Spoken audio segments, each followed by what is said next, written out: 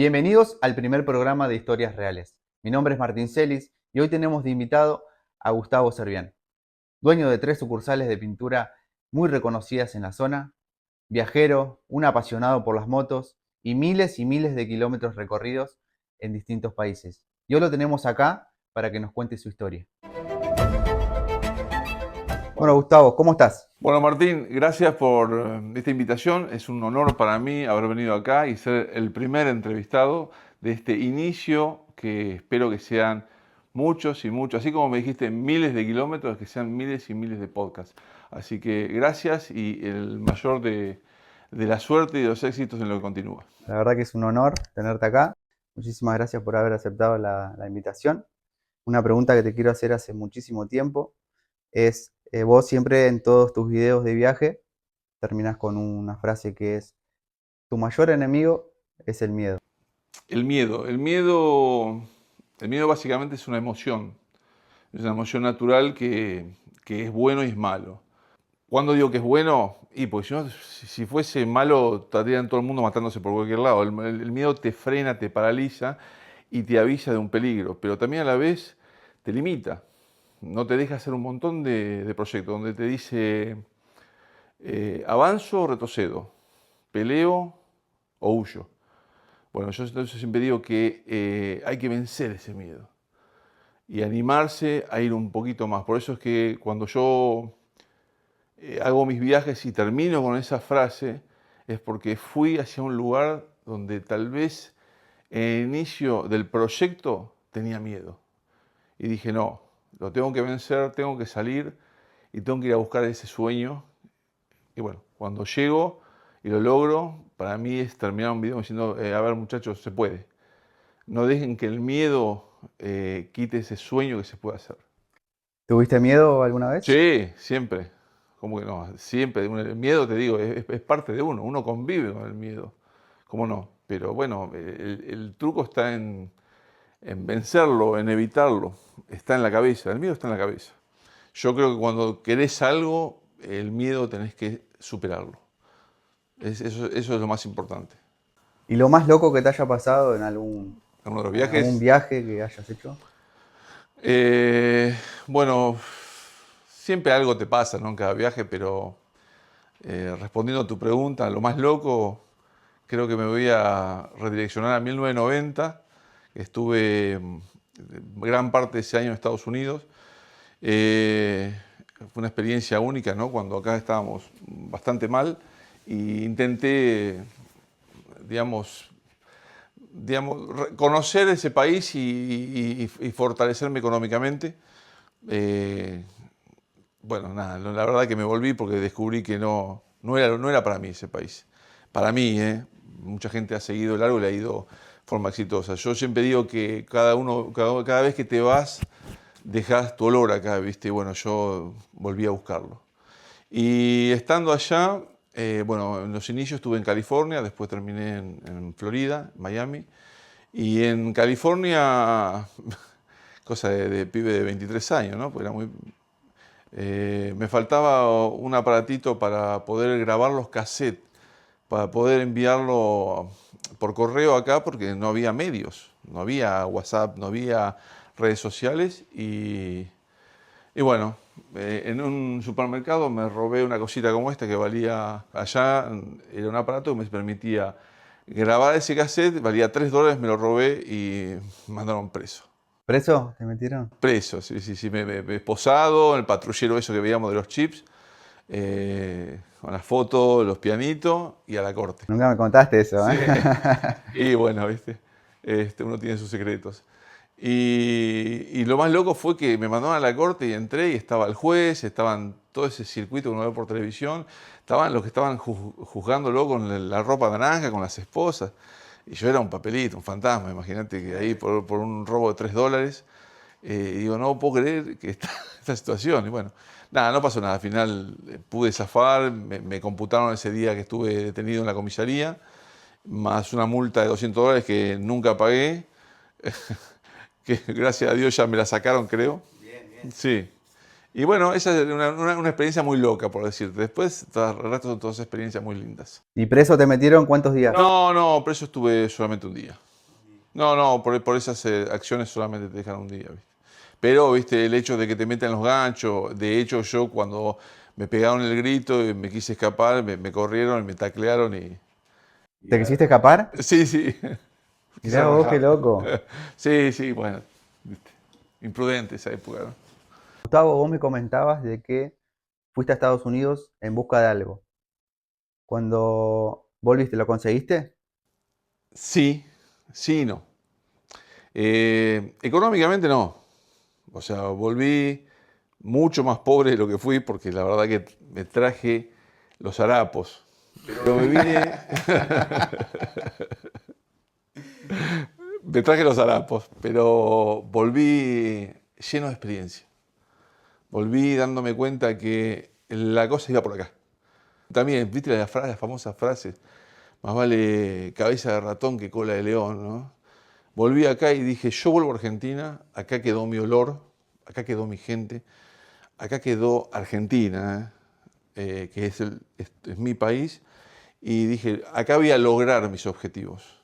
Ahí es donde me propuse lograr mis objetivos, y el día que vuelva, que lo hice y lo cumplí, es uno de los sueños cumplidos, es volver a pasear. No vengo más a laburar, vuelvo a pasear.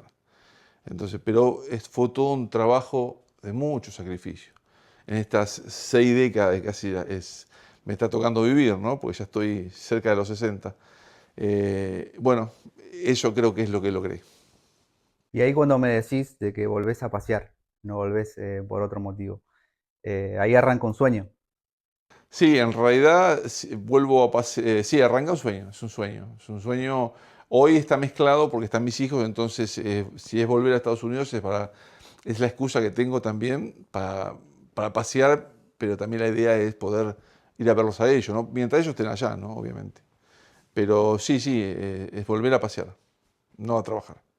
Y un sueño que hayas cumplido, que te queda por cumplir. Sueño cumplido. Sueño por cumplir. Bueno, creo que el sueño cumplido yo se lo dedicaría muy a lo personal, al amor que tengo incondicional desde mi esposa, mis hijos y mis seres queridos. Y el respeto y el reconocimiento de toda la gente que me rodea y principalmente de mi equipo de trabajo, de este emprendimiento comercial que tengo de las pinturerías. Yo creo que eso es un sueño cumplido. Después todo lo que salga suma para decir sueños a cumplir. Pero el sueño cumplido creo que ya está hecho. Y me habías dicho, habíamos hablado en una ocasión de un sueño, de que tu sueño era viajar. Es una asignatura pendiente que yo la fui tirando hacia adelante porque, bueno, los compromisos me fueron llevando a que primero había que estabilizarse económicamente, formar una familia. Uno a veces también es hijo de la estructura, ¿no? Y acepta esa estructura. Y bueno, entonces primero había que lograr eso y después, a medida que fueron pasando los años, me di cuenta que estaba rompiendo mi propio pensamiento del equilibrio. Me estaba desequilibrando, estaba haciéndome solamente para la parte de crecimiento personal y económico o comercial, y me estaba faltando lograr esos sueños donde, bueno, ahí la gastás, ¿no? Obviamente. Pero no solamente es decir, un sueño es viajar e irme a un Lonely Inclusive, es hacer cosas que realmente uno hubiese tenido ganas de hacerlo de joven y que por un montón de impedimentos económicos lo fuiste tirando para adelante. ¿Para adelante hasta cuándo? ¿Hasta cuando no podés más? No, bueno, entonces ese fue uno de mis grandes objetivos, que fue empezar a viajar, ¿no? Con una moto que me dieron en parte de pago, de un cliente que no me pagaba, que me di cuenta que, porque de la moto siempre desde muy joven hemos tenido, con mi hermano, intercambiábamos, ¿no? Las motos, cuando éramos pobres, éramos muy pobres, pues eso también es una historia linda para contar. Y cuando pude dije, no, tengo que disfrutar.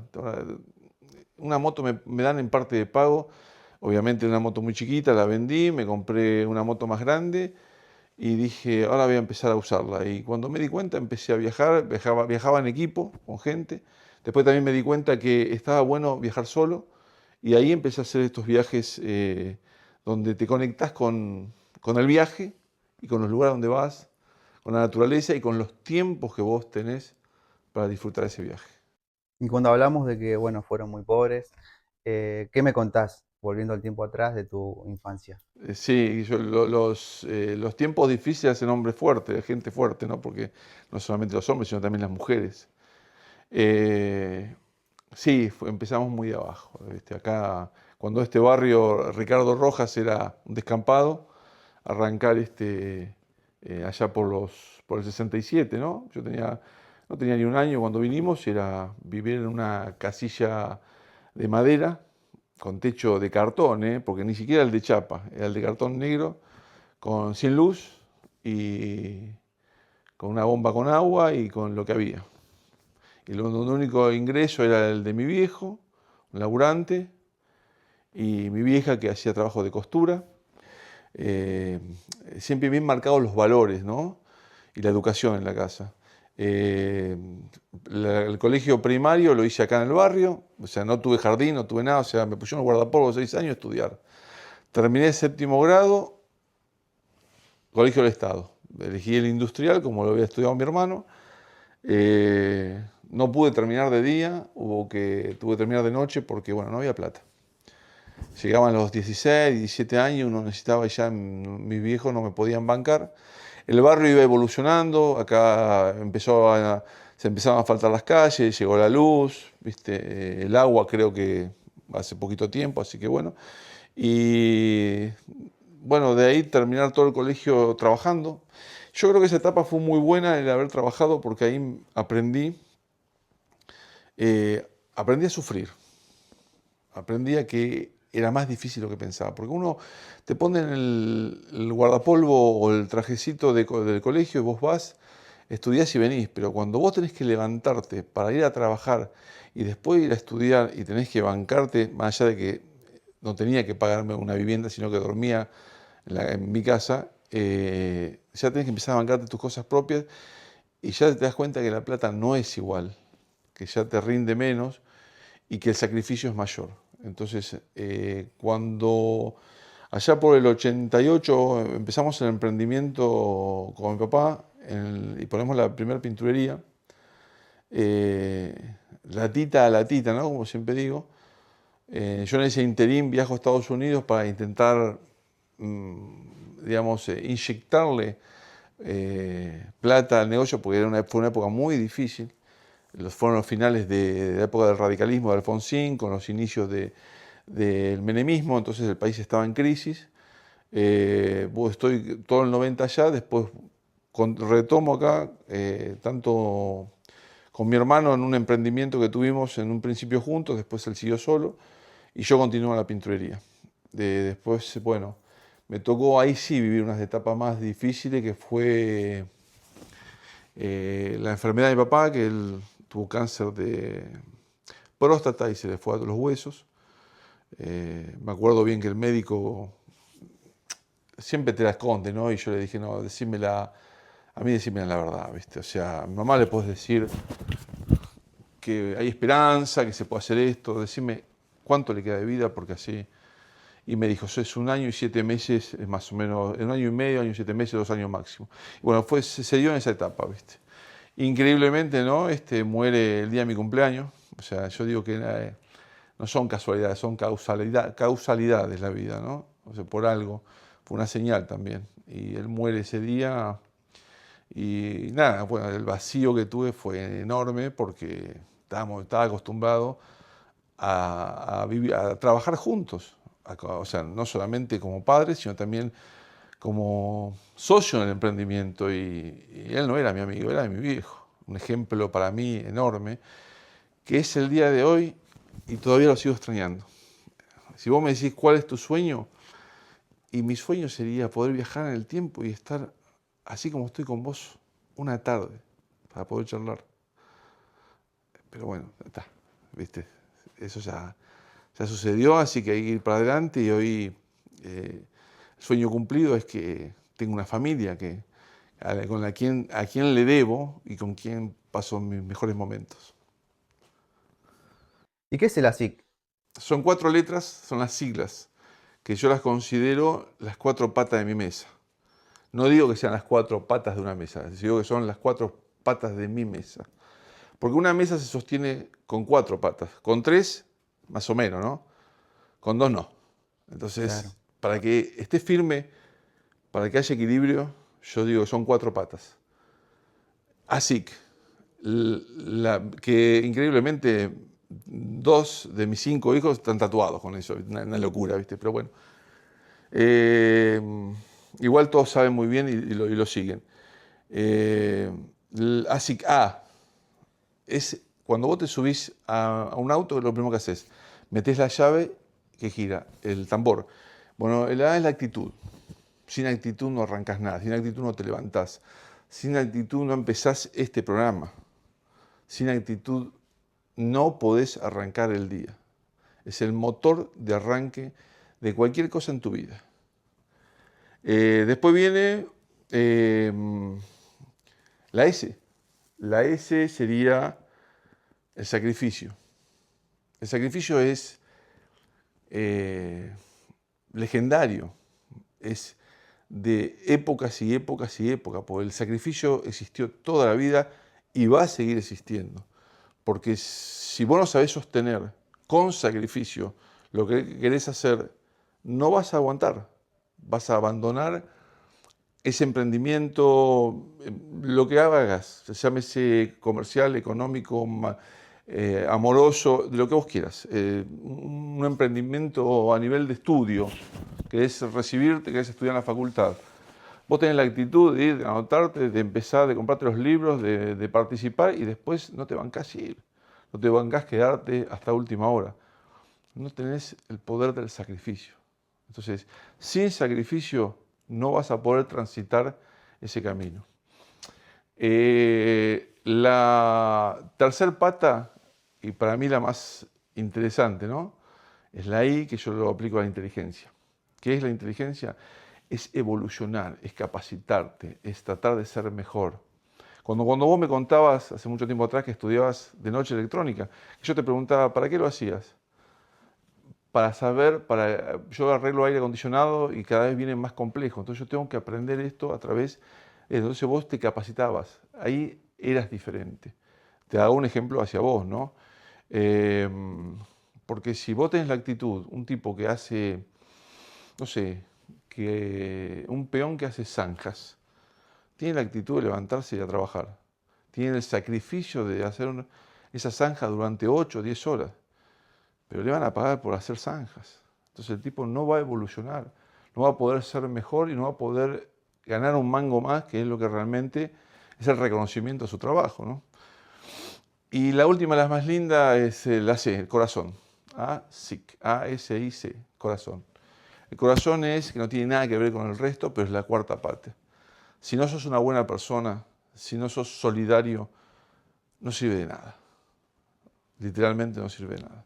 Entonces ahí para mí eso es lo que yo siempre digo así y se cumple permanentemente en todo momento de tu vida. ¿Y cómo fue la idea de crecer con la pinturería, si bien en ese tiempo estaba tu papá vivo? Sí, sí, sí, sí. Mi papá era muy convencional y no quería tener ni empleados ni tener otro negocio. Él decía que no se podía. Yo en mi interior era convencido que sí, que tiene que haber un sistema, porque de hecho una cadena muy conocida como McDonald's tiene 1.000 millones de negocios, entonces no era tan difícil poner otro negocio. Es simplemente usar la tercer pata de la mesa, ¿no? La inteligencia. Y bueno, tener la actitud de poder salir. Entonces,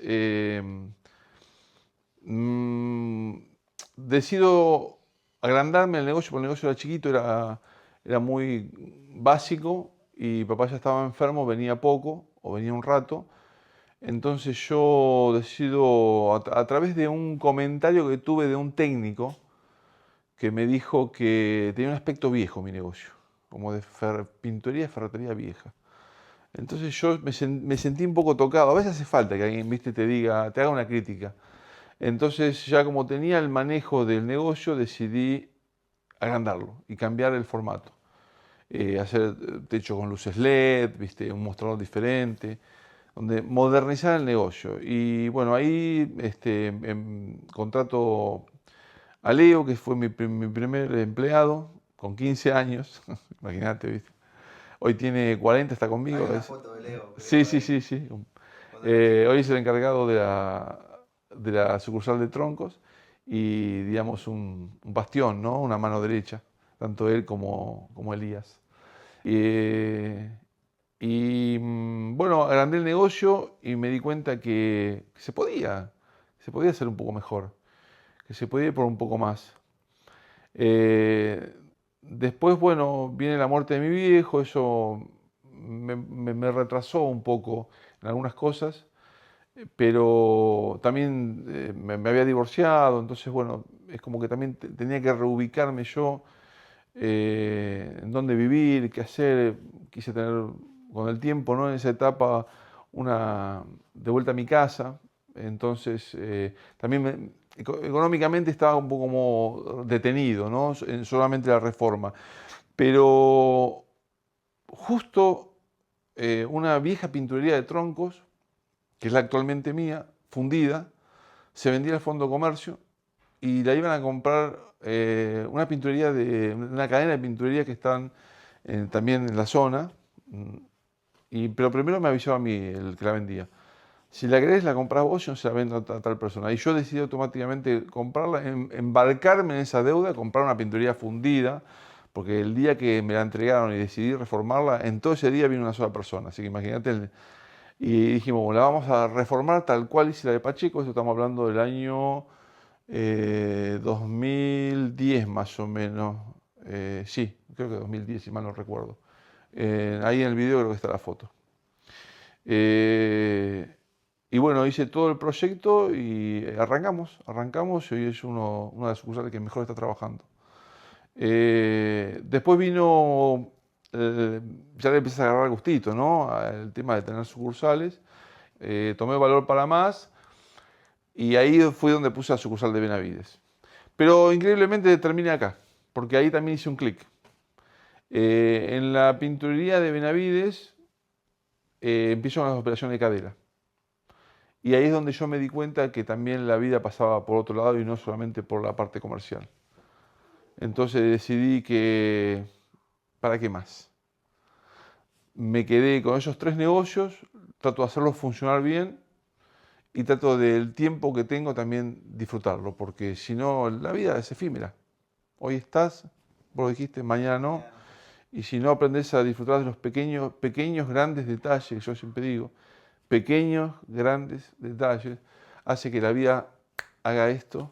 Como dice, viste, ahora que está de moda, haces un guiño así y se fue la vida. Pasa volando. Entonces, lo que hice es, dije, bueno, nos fortalecemos en esto y no es ley del conformismo, pero uno tiene que darse cuenta cuando con esto te alcanza para vivir y después mis hijos tienen que ellos buscar su propio destino. No están obligados a tener que seguir, no les voy a dejar un imperio, simplemente van a quedar unos negocios que están trabajando bien, pero que ellos, digamos, mi mayor herencia va a ser darle un estudio y los valores de la vida. Después cada uno tomará su decisión y lo que le toque quedar. Y bueno, Gustavo, para ir terminando, quiero que me resaltes un poquito más el tema de los viajes que hiciste en moto a distintos países y aparte que también me remarques la frase que vos terminás en los videos. Sí, bueno, todos los viajes en moto fueron todos hermosos. La verdad que me tocó hacer uno a Europa, hacer el cruce de los Montes Pirineos, que creo que ese es el más relevante en estos viajes. Después el resto fueron Argentina y Chile, básicamente. Argentina tiene mucho para recorrer, pero tiene lugares inhóspitos y difíciles de llegar.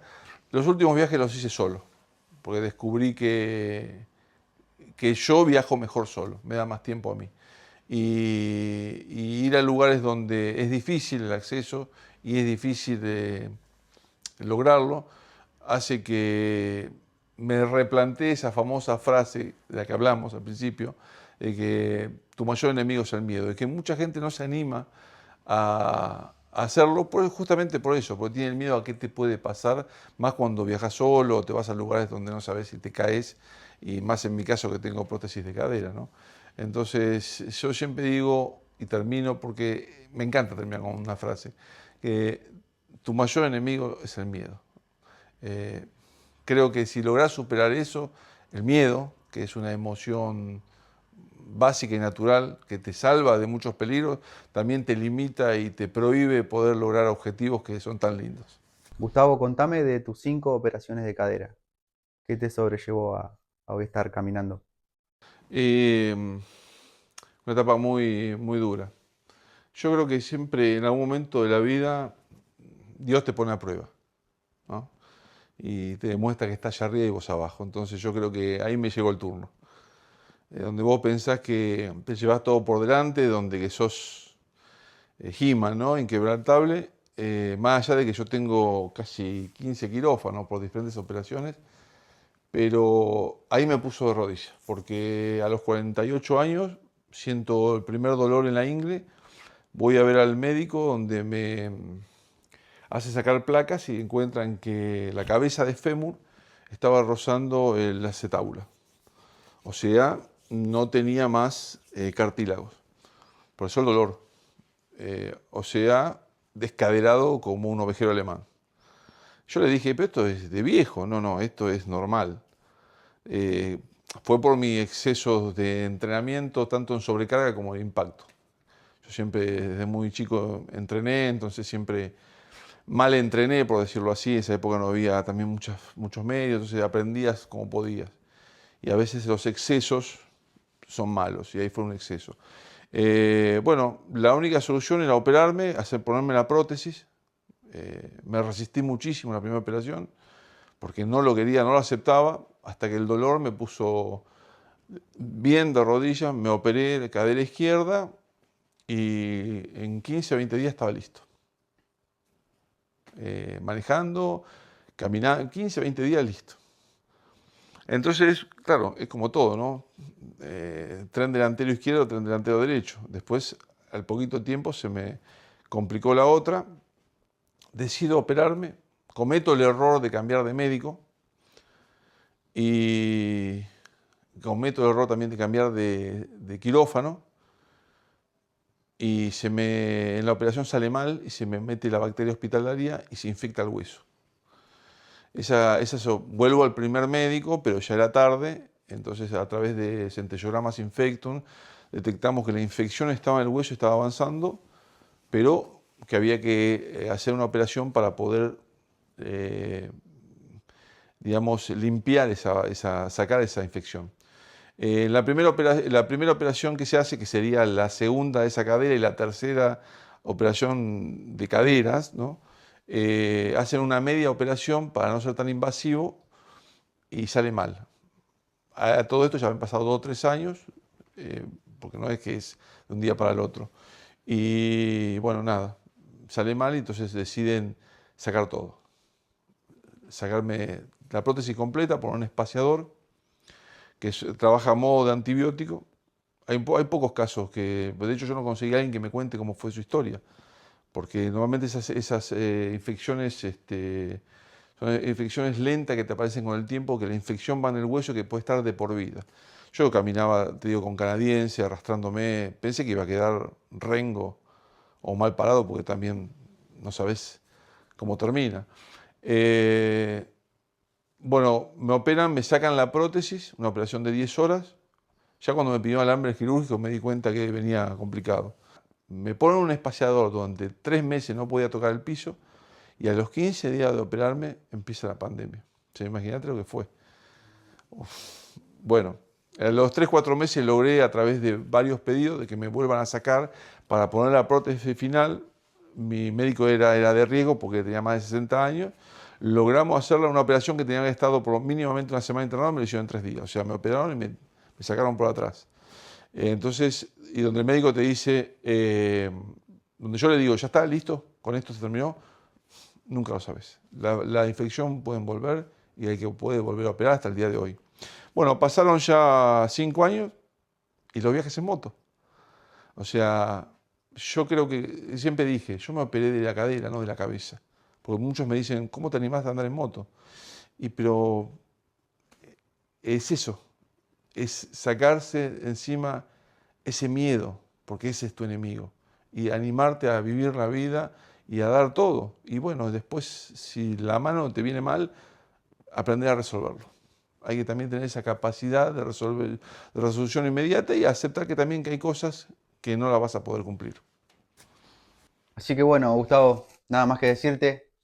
Muchas gracias por haber participado. Gracias a vos por haberme invitado, gracias a tu equipo y bueno, les deseo muchísimas historias reales. Gracias.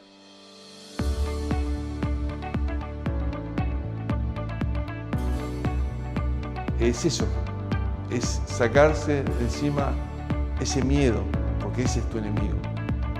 Y animarte a vivir la vida y a dar todo. Y bueno, después, si la mano te viene mal, aprender a resolverlo. No dejen que el miedo quite ese sueño que se puede hacer.